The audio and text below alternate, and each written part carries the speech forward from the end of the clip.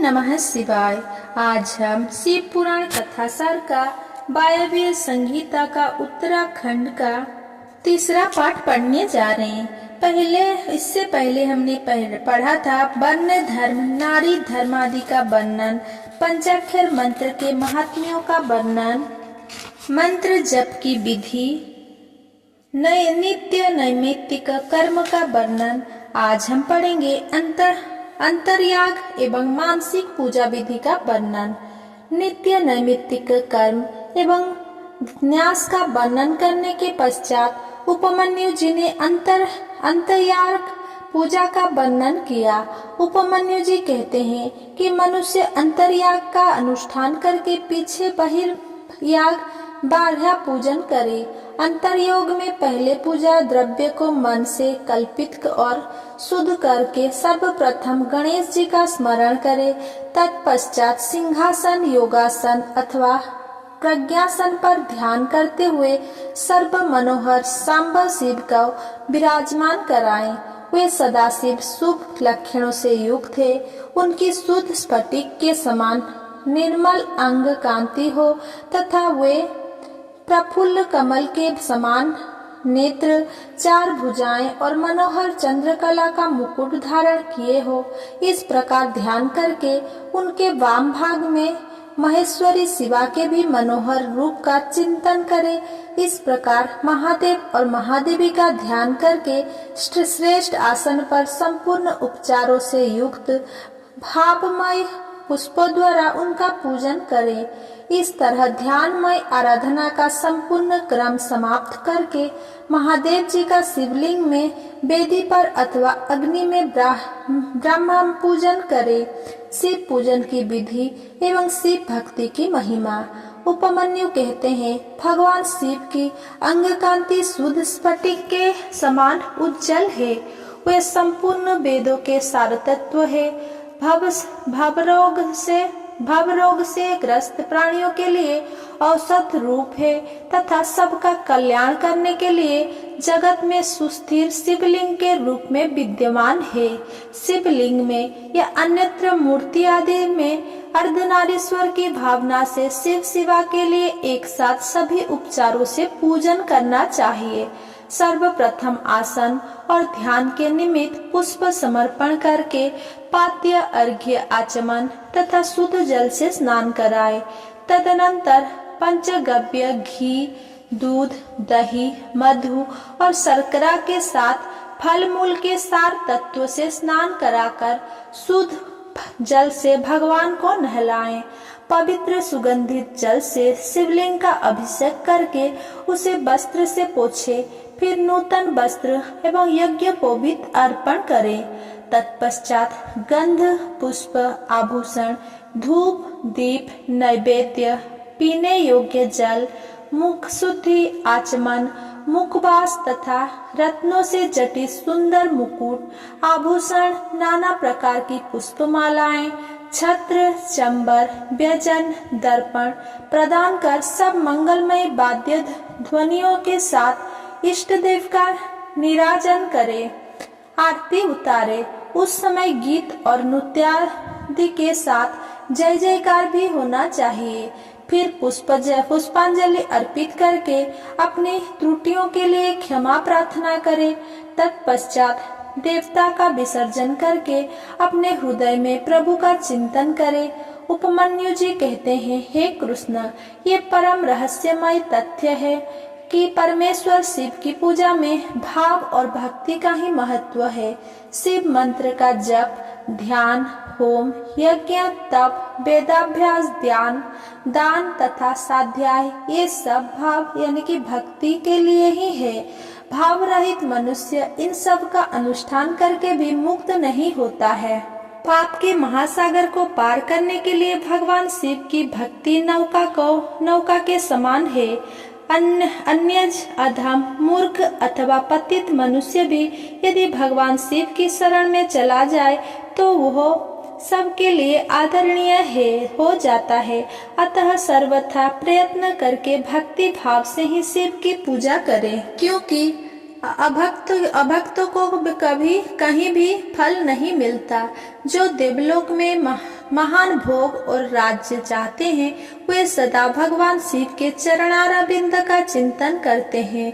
सौभाग्य, कांतिमान रूप, बल, त्याग, दया भाव, शूरता और विश्व में विख्यात ये सब बातें भगवान शिव की पूजा करने वाले लोगों को ही सुलभ होती है।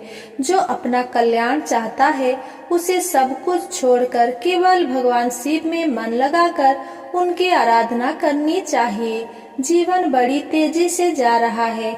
जब तक वृद्धावस्था का आक्रमण नहीं होता और जब तक इंद्रियों की शक्ति क्षीण नहीं हो जाती है, तब तक ही भगवान शंकर की आराधना कर लो। भगवान शंकर की आराधना के समान दूसरा कोई धर्म तीनों लोक में नहीं है। इस बात को समझकर प्रयत्न पूर्वक भगवान सदाशिव की अर्चना निरंतर करनी चाहिए। इसके अनंतर उपमन्यु जी ने अग्नि कार्य के लिए कुंड और देवी आदि के संस्कार, शिवाग्नि की स्थापना और उसके संस्कार, होम, पूर्णाहुति, भस्म के संग्रह एवं रक्षण की विधि तथा हवनांत में किए जाने वाले कृत्य का वर्णन करते हुए काम्य कर्म के प्रसंग में शक्ति सहित पंचमुख महादेव की पूजा के विधान का वर्णन किया तथा आवरण पूजा की विस्तृत विधि तथा उक्त विधि से पूजन की महिमा का वर्णन करते हुए शिव के 5 आवरण में स्थित सभी देवताओं की स्तुति तथा उनसे अभिष्ट पूर्ति एवं मंगल की कामना का दिग्दर्शन कराया। ऐहिक और परलौकिक फल देने वाली कर्मों और उनकी विधि का वर्णन। इसके बाद उपमन्यु ने ऐहिक फल देने वाले अर्थात यही फल देने वाले कर्म तथा परलोक में फल देने वाले पूजन, जप, ध्यान, तप और दानमय महान कर्मों की विधि का वर्णन किया। इसके अनंतर श्री कृष्ण के यह पूछने पर कि महेश्वर की पूजा लिंग में क्यों होती है, शिव लिंग स्वरूप कैसे हुए, उपमन्यु जी ने कहा, यह लिंग ही मूल प्रकृति है और यह चराचर जगत उसी से उत्पन्न हुआ है। शिव तथा शिवा का नित्य अधिष्ठान होने के कारण यह लिंग उनका स्थूल विग्रह कहा जाता है। अतः उसी में नित्य अम्बा सहित शिव का पूजा ही की जाती है। लिंग का आधार वेदी का साक्षात महादेवी पार्वती है और उस पर अधिष्ठित लिंग स्वयं महेश्वर है। उन दोनों के पूजन से ही शिव तथा पार्वती जी पूजित हो जाते हैं। वो देवी परमात्मा शिव की पराशक्ति है। वो शक्ति परमात्मा की आज्ञा को प्राप्त करके चराचर जगत की सृष्टि करती है। उसकी महिमा का वर्णन सैकड़ों वर्षों में भी नहीं किया जा सकता है। योग एवं उसके अंग। श्री कृष्ण के द्वारा परम दुर्लभ योग का वर्णन सुनने की इच्छा करने पर उपमन्यु जी बोले, हे श्री कृष्ण, जिसकी दूसरी वृत्तियों का निरोध हो गया है, ऐसे चित्त की भगवान शिव में जो निश्चला वृत्ति है उसी को योग कहा गया है। प्राय योग 8 या 6 अंगों से युक्त होते हैं। यम, नियम, आसन, प्राणायाम, प्रत्याहार, धारणा, ध्यान और समाधि, ये योग के 8 अंग बताए गए हैं। कहा गया है कि उत्तम योग का अभ्यास करने वाले योगी के सारे अंतराय शीघ्र नष्ट हो जाते हैं और संपूर्ण विघ्न भी धीरे धीरे दूर हो जाते हैं। जिसके आहार विहार उचित एवं परिमित हो, जो कर्मों में यथा योग्य समुचित चेष्टा करता हो तथा जो उचित समय से सोता और जागता हो एवं सर्वथा आलस्य रहित हो, उसी को योगाभ्यास में तत्पर होना चाहिए तथा उसे ही सफलता प्राप्त होती है। ध्यान और उसकी महिमा। उपमन्यु जी ध्यान की महिमा का वर्णन करते हुए कहते हैं, भगवान शिव का चिंतन एवं ध्यान करने पर सब सिद्धियां प्रत्यक्ष और सिद्ध हो जाती है। जिस रूप में मन की स्थिरता लक्षित हो उसका बारंबार ध्यान करना चाहिए। कुछ लोग मन की स्थिरता के लिए स्थूल रूप का ध्यान करते हैं। स्थूल रूप के चिंतन में लगकर जब चित्त निश्चल हो जाता है तब सूक्ष्म रूप में वह स्थिर होता है। जिनके सारे पाप नष्ट हो गए हो उन्हीं की बुद्धि ज्ञान और ध्यान में लगती है। जिनकी बुद्धि पाप से ग्रसित है उनके लिए ज्ञान और ध्यान की बात भी अत्यंत दुर्लभ है। जैसे बहुत छोटा दीपक भी महान अंधकार का नाश कर देता है, इसी तरह थोड़ा सा योगाभ्यास भी महान पाप का विनाश कर डालता है। श्रद्धा पूर्वक क्षण भर भी परमेश्वर का ध्यान करने वाले पुरुषों को जो महान श्रेय प्राप्त होता है, उसका कोई अंत नहीं है। ध्यान के समान कोई तीर्थ नहीं है, ध्यान के समान कोई तप नहीं है, ध्यान के समान कोई यज्ञ नहीं है। इसीलिए ध्यान अवश्य करें। अपने आत्मा एवं परमात्मा का बोध प्राप्त करने के कारण योगी जन आत्मतीर्थ में अवगाहन करते और आत्मदेव के ही भजन में लगे रहते हैं। उन्हें ईश्वर के सूक्ष्म स्वरूप का प्रत्यक्ष दर्शन होता है। भगवान शंकर को अंतकरण में ध्यान लगाने वाले भक्त ही अधिक प्रिय है, बाह्य उपचारों का आश्रय लेने वाले नहीं। वायुदेव का प्रस्थान, मुनियों का वाराणसी जाना और आकाश स्थित ज्योतिर्मय लिंग के दर्शन करना। सूत जी कहते हैं, उपमन्यु से श्री कृष्ण ने जो ज्ञान योग प्राप्त किया था, उन मुनियों को उसका उपदेश देकर आत्मदर्शी वायुदेव उसी समय सायंकाल आकाश में अंतर्ध्यान हो गए। तदनंतर प्रातःकाल नैमिषारण्य के समस्त तपस्वी मुनि सरस्वती नदी में अभूत स्नान कर वाराणसी में पहुँचे। वहां उन्होंने आकाश में एक दिव्य और परम अद्भुत प्रकाशमान तेज देखा। कुछ ही क्षणों में वह तेज अदृश्य हो गया। इस महान आश्चर्य को देखकर वे महर्षि यह क्या है, यह जानने की इच्छा से ब्रह्मा वन में को चले गए। उनके जाने से पहले ही वायुदेव वहां जा पहुँचे और ब्रह्मा जी को ऋषियों के उस दीर्घकालिक यज्ञ की सारी बातें बताई तथा अपने नगर को चले गए। इसके अनंतर वे सभी ऋषि ब्रह्मा जी के पास पहुँचे और उन्होंने अपनी सारी बातें उन्हें बताई। आकाश में तेज पुंज के दिखाई देने की बात कही तथा कहा कि हम लोग उस तेज पुंज को ठीक ठीक जान ना सके। मुनियों का यह कथन सुनकर विश्व सृष्टा ब्रह्मा ने सिर हिलाकर गंभीर वाणी में कहा, महर्षियों, तुमने दीर्घकालिक सत्र द्वारा चिरकाल तक प्रभु की आराधना की है, इसलिए वे प्रसन्न होकर तुम लोगों पर कृपा कर रहे हैं। तुमने वाराणसी में आकाश में जो दीप्तिमान दिव्य तेज देखा था, वो साक्षात ज्योतिर्मय लिंग ही था। उसे महेश्वर का उत्कृष्ट तेज समझो। तुम लोग मेरु पर्वत के दक्षिण शिखर पर जहाँ देवता रहते हैं जाओ। वहीं मेरे पुत्र सनत कुमार निवास करते हैं। वे वहाँ नंदी के आने का प्रतीक्षा में है। ब्रह्मा जी के इस प्रकार आदेश देकर भेजने पर वे मुनि मेरु पर्वत के दक्षिणवर्ती कुमार शिखर पर गए।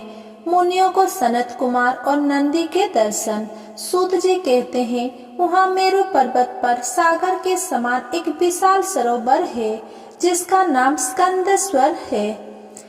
उसका जल अमृत के समान स्वादिष्ट, शीतल और स्वच्छ है। वहाँ शिष्ट पुरुष जल में स्नान करते देखे जाते हैं। सरोवर के किनारे पितृ तर्पण करने के उपरांत छोड़े हुए तिल, अक्षत, पुष्प तथा कुश आदि से युक्त यह सरोवर स्नानादि धर्म कृत्यों के संपादनार्थ आए हुए द्विजों का मानो परिचय सा देता रहता है। इस सरोवर के उत्तर तट पर एक कल्प वृक्ष के नीचे हीरे की शिला से बनी हुई वेदी पर कोमल मृग चर्म बिछाकर सदा बाल रूपधारी सनत कुमार जी बैठे थे। नैमिषारण्य के मुनियों ने वहां सनत कुमार जी का दर्शन किया तथा सनत कुमार जी के पूछने पर उन ऋषियों ने अपने आगमन का कारण बताना आरंभ कर दिया। उसी समय सूर्य के समान तेजस्वी एक विमान दृष्टि गोचर हुआ। वहाँ मृदंग, ढोल और वीणा की ध्वनि गूंज उठी। उस विमान के मध्य भाग में दो चवरों के बीच चंद्रमा के समान उज्जवल मणिमय दंड वाले प्रभु छत्र के नीचे दिव्य सिंहासन पर शिलाद पुत्र नंदी देवी सुयोसा के साथ बैठे थे। उन्हें देखकर ऋषियों सहित ब्रह्मपुत्र सनत कुमार का मुख प्रसन्नता से खिल उठा। सनत कुमार ने देवनंदी को साष्टांग प्रणाम करके उनकी स्तुति की और मुनियों का परिचय देते हुए कहा, ये 6 कुलों में उत्पन्न ऋषि है जो नैमिषारण्य में दीर्घ काल से सत्र का अनुष्ठान करते थे। ब्रह्मा जी के आदेश से आपका दर्शन करने के लिए ये लोग पहले से ही यहाँ आए हुए हैं। ब्रह्मपुत्र सनत कुमार का यह कथन सुनकर नंदी ने दृष्टिपात मात्र से उन सबके पासों को तत्काल काट डाला और ईश्वरीय शैव धर्म एवं ज्ञान योग का उपदेश देकर वे फिर महादेव जी के पास चले गए। सूत जी कहते हैं, सनत कुमार ने वह समस्त ज्ञान मेरे गुरु व्यास जी को दिया। पूजनीय व्यास जी ने मुझे संक्षेप में वह सब कुछ बताया और उस ज्ञान को मैंने संक्षेप में आप लोगों को बताया।